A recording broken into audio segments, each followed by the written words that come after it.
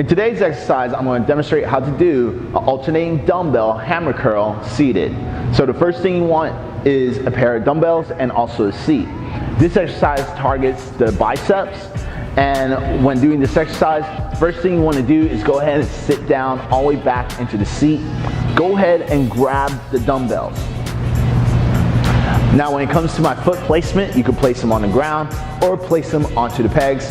Either or is totally up to you. Now, when it comes to my hands, I want to keep my hands in a neutral position, just like that.